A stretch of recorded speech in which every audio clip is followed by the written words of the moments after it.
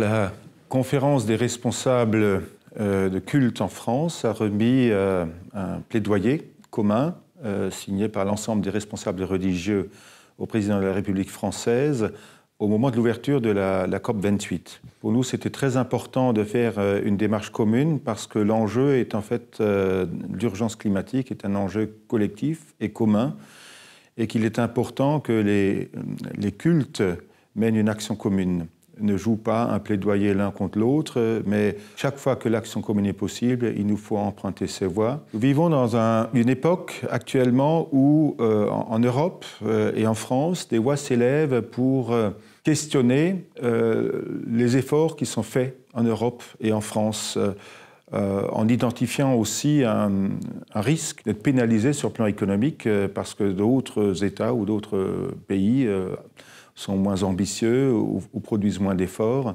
Et pour nous, c'était important de soutenir la volonté de la France et la volonté européenne d'être exemplaire et d'aller de l'avant, quitte à trouver des mécanismes pour ne pas être pénalisés économiquement, mais l'urgence s'impose à tous. Les traditions religieuses et les traditions spirituelles sont marquées par une réflexion sur l'homme, l'humain, sa place, et peut-être sa juste place vis-à-vis d'une transcendance. Ce qui leur permet de réfléchir en fait à ce qui constitue l'essentiel de l'existence et d'une vie. Et à ce titre-là, elles peuvent porter un message pour, j'allais dire, convertir nos existences à une façon de vivre plus respectueuse d'un environnement, d'un cadre de vie, afin de pouvoir le transmettre aux générations futures.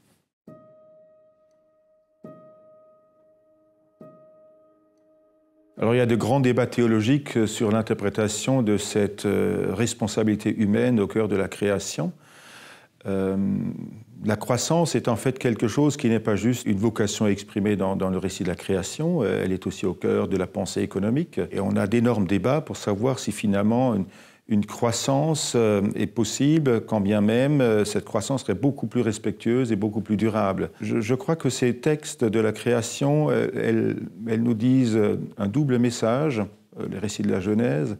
Un, c'est qu'elles nous écrivent le récit d'une communauté de destin, où tout le vivant est lié. C'est un peu ce qui est au cœur de Laudato Si, de cette lettre du pape, où il disait que tout était lié et que personne ne sera sauvé si toute l'espèce humaine ou tout le créé n'est pas sauvé. Et ces textes sont aussi des textes qui nous disent la liberté de l'homme et sa responsabilité.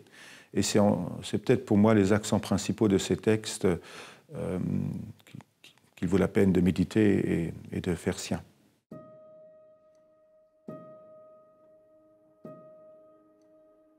Quel est le lien entre le protestantisme et le capitalisme? En fait, Max Weber, sa thèse disait qu'il y a une éthique protestante qui a favorisé des mécanismes qui sont de type capitalistique. On va dire comme ça. Donc, je ne dirais pas que le capitalisme est protestant, pour reprendre votre expression. Je rencontre beaucoup de responsables économiques et des responsables d'entreprises et des dirigeants qui sont très conscients de l'enjeu écologique et qui sont exemplaires dans leur action. Je ne crois pas que capitalisme et écologie soient antinomiques. Il y a des types de militance. Il y a des militances, j'allais dire, de terrain. Il y a des différences convictionnelles.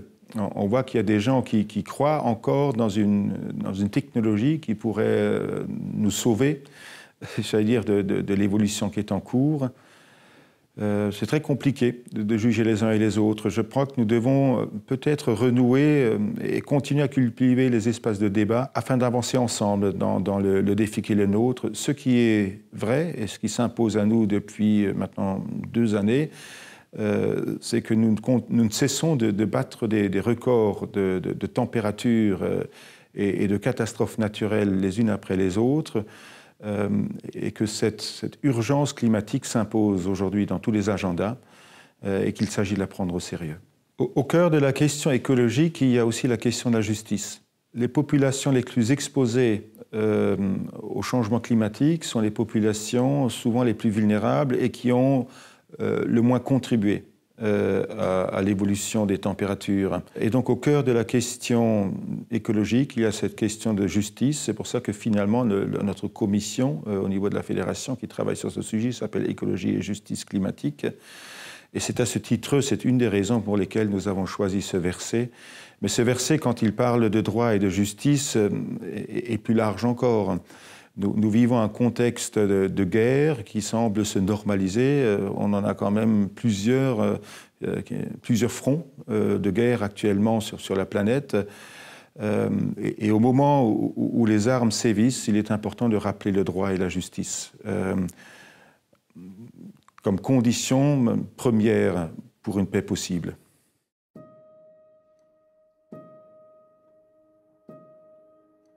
Alors pour 2023, effectivement, la Fédération protestante de France a choisi un verset du prophète Amos, un verset dans un texte qui est en fait une critique prophétique contre une religion ou une spiritualité désincarnée. Faites jaillir le droit comme une source et laissez couler la justice comme un torrent intarissable. Derrière cette question de droit et de justice, il n'y a pas simplement la question de la justice climatique, il y avait aussi le contexte de guerre en Ukraine, où droit et justice sont pour nous des critères essentiels pour travailler à une perspective d'une possible paix.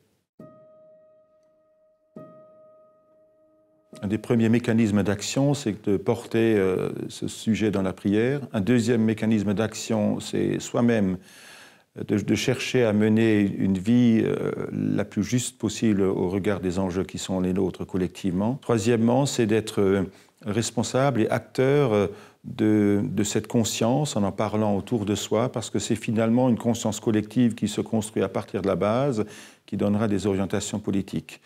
Le sujet écologique est un des enjeux des élections depuis 2017-18. En tout cas, sur les élections européennes, c'était un sujet majeur. Je présume que pour les élections à venir, au mois de juin 2024, ce sera encore une fois un sujet important qui sera déterminant, enfin en tout cas un sujet majeur des élections européennes. En parler, c'est très très important pour construire une conscience collective et que cette conscience se traduise aussi dans les urnes.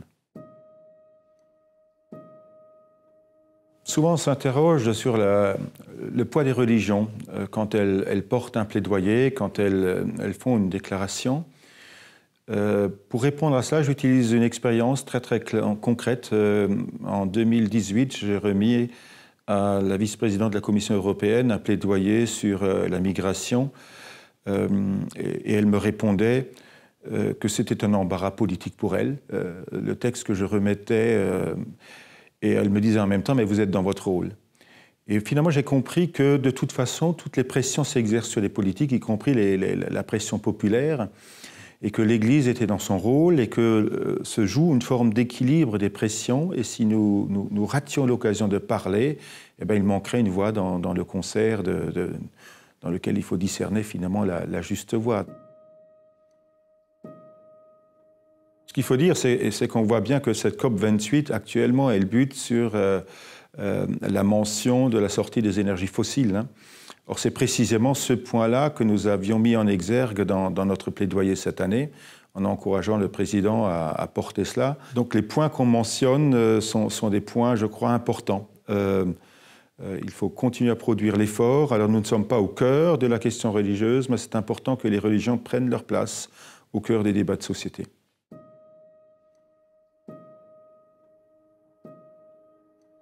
La Fédération s'est régulièrement exprimée sur les questions de migration. C'est un plaidoyer qui est mené de longue date dans les textes. Alors, à la fois, notre commission éthique et société a produit un texte sur le rapport aux réfugiés, aux migrants.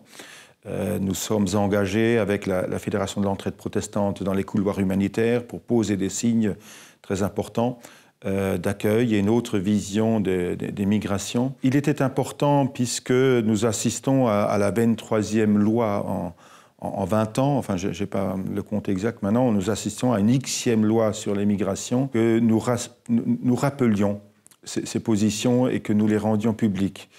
Alors je suis ce matin très inquiet de ce qui s'est passé hier à l'Assemblée nationale avec ce refus de travailler sur le texte, puisque Le travail va du coup repartir sur un texte beaucoup plus compliqué. La version du Sénat va probablement être retenue et du coup on va se situer dans une perspective qui sera encore moins favorable. Les protestants se souviennent qu'ils ont eux-mêmes été poussés à l'exil, qu'ils sont eux-mêmes des enfants d'émigrés. Nous nous souvenons aussi que ce protestantisme français aujourd'hui est pluriel, il est le fruit aussi de migration. D'ailleurs, on parle de migration, il faudrait parler de mobilité. Et nous avons conscience que le réchauffement climatique va pratiquement amener à 1 milliard de personnes d'ici l'horizon 2050, le nombre de personnes qui vont être en mobilité sur la planète. Les lois telles que nous les envisageons actuellement en Europe et en France ne sont pas à la hauteur des mobilités qui viennent. Et c'était le sens de notre texte, de rappeler nos positions habituelles et nos communiqués classiques, et en même temps de dire que les mobilités qui viennent, c'est celles-là qu'il s'agit de penser.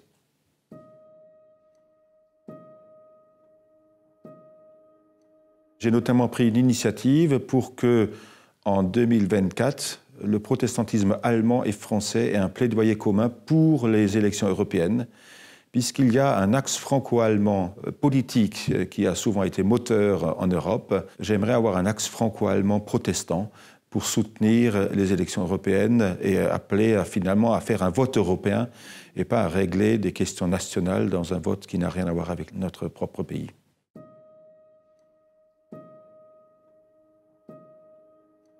Compte tenu des tensions que vit notre pays au sein de la société, des fractures aussi entre certaines communautés religieuses, cette invitation à prendre soin les uns des autres est un verset, j'allais dire, presque en phase avec les modèles universalistes évoqués par le président de la République.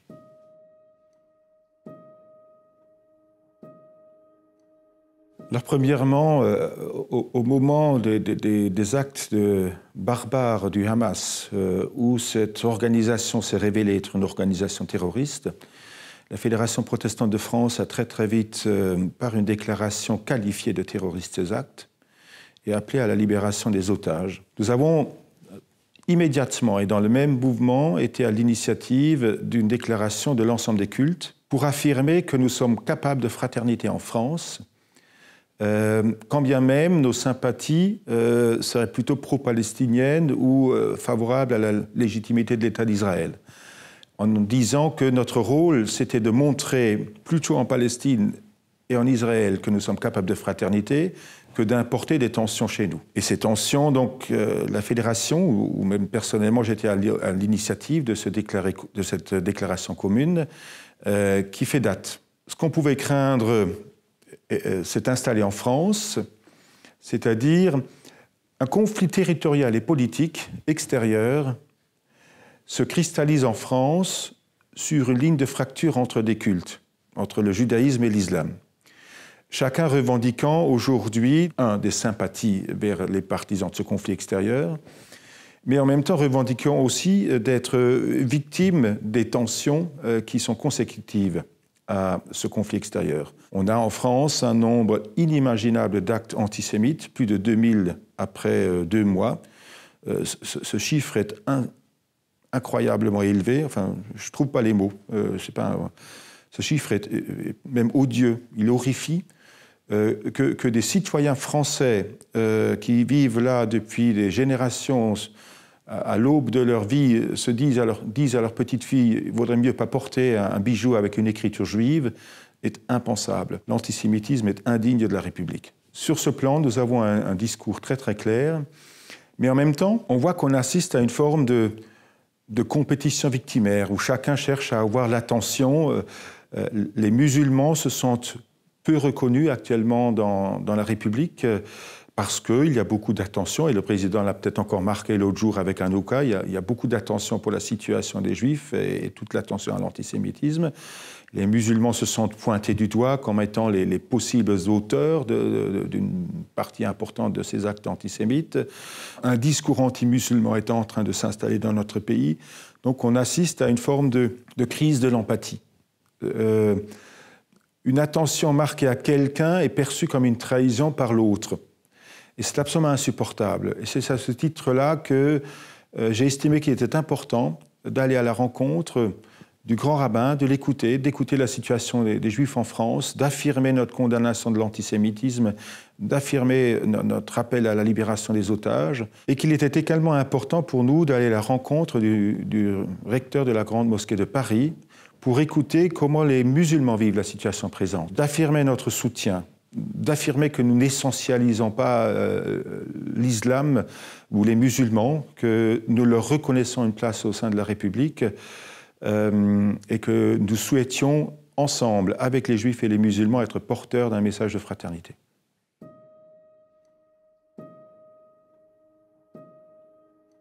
Pour ma part, je suis intimement convaincu que le protestantisme, qui a une réelle culture du débat, une culture pour assumer nos différends, nos différences, notre dissensus, a un rôle important dans le dialogue des cultes ou dans le dialogue interreligieux, dans la rencontre entre les autorités cultuelles. Nous sommes souvent dans la position de celui qui cherche à faciliter la collaboration, à porter un message commun, souvent à l'initiative.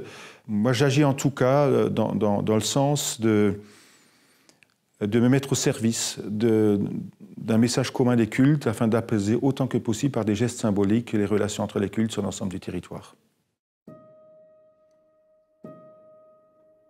Alors actuellement, nous cherchons à réfléchir à partir, en tant que responsables religieux, tous musulmans juifs, pour aller à la rencontre d'un lycée, pour montrer à quel point nous savons nous tenir ensemble. Il y a une réelle attention médiatique, c'est d'ailleurs insoupçonné comment les médias sont attentifs à cette situation, parce qu'on sent que la fraternité est en danger. On sent certaines actions interreligieuses ont été suspendues, certains acteurs ont abandonné l'action interreligieuse. Le président Macron nous a dit lui-même qu'on assistait à une ethnicisation religieuse des sociétés.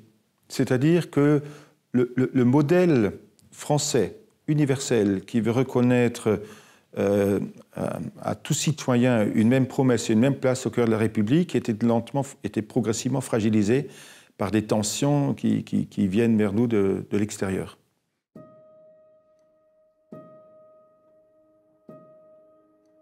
En 2017, j'ai eu l'occasion d'écrire une déclaration fraternelle au judaïsme, à l'occasion des 500 ans de la Réforme. Il s'agissait alors de se souvenir que, en célébrant les 500 ans du protestantisme, nous avions aussi des propos de Luther qui étaient peu recommandables et qu'il s'agissait en fait de réprouver avec la plus grande fermeté possible. Cette déclaration rappelle que finalement la légitimité à la fois de l'État d'Israël et que la légitimité d'un État palestinien était tout aussi forte que celle d'un État d'Israël. Et donc, moi, je suis heureux que cette solution de deux États réémerge dans le discours politique et trouve des soutiens forts. On sortira peut-être de cette crise avec une perspective plus viable, quand bien même pour l'instant, cet État palestinien est morcelé et n'a pas de continuité territoriale. Que cette solution soit de nouveau d'actualité me réjouit profondément.